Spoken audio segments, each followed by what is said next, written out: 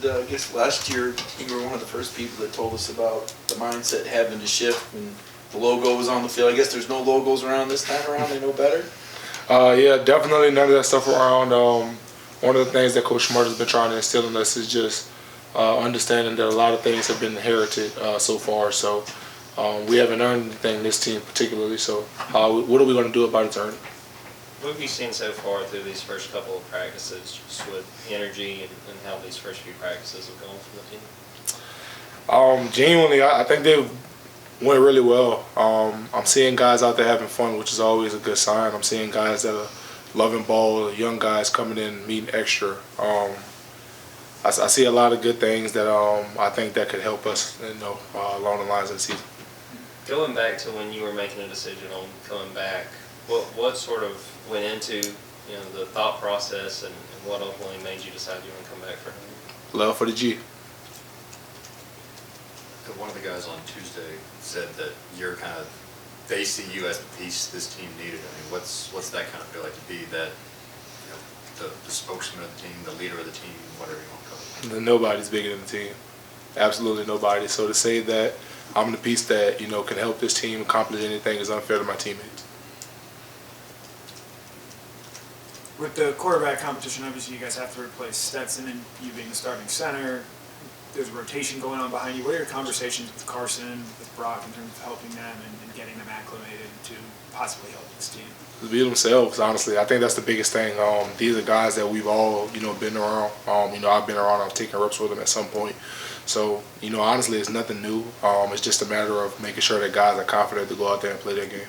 What kind of adjustment do you have to make as a center, having whoever it winds up being a new quarterback that's not Stetson after playing with him last few years? To be honest, it's not that big of an adjustment. I think everybody's unique, though. Some guys may be louder, some guys may be taller, shorter.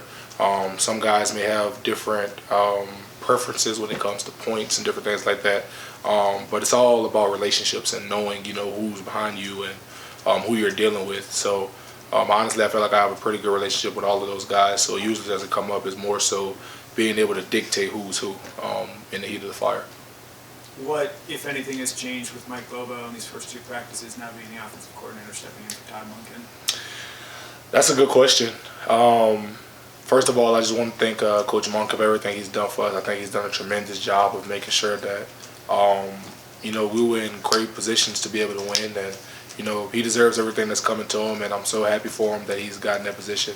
But I think Coach Bobo has done a tremendous job stepping in. I think he's given us a lot of energy. I think he knows what he's talking about. He has a lot of different things that he presents. And to be honest, it's been really, really fun just to kind of have this new challenge of these new people and this, really how we look at it, new offense, new team, and just kind of approaching it in a way that this is something new. So, how are we going to attack it and what are we going to do about it to make sure it's successful? Why do you look at it as a new offense? Just for the simple fact of there's a couple of new pieces, and every year is different anyway. Nobody has a guaranteed starting spot. Nobody has solidified themselves in this offense yet. So when you go to add all of those pieces and you have to add that chemistry, new offensive coordinator, you got to learn tendencies, what he likes to call, different situations, things like that. So to an extent, it is a bit new.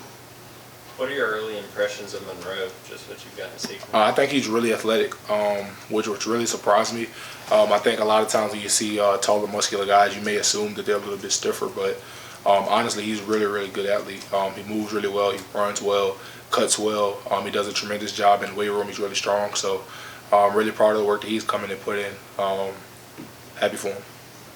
You talked about that message that things have been inherited and this team hasn't accomplished anything. Are there any differences to that message this year as opposed to last year when y'all were coming off the championship?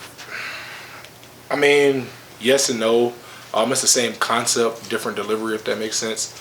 So it's the same concept, but last year it may have been that team did that. Those guys aren't here to help you.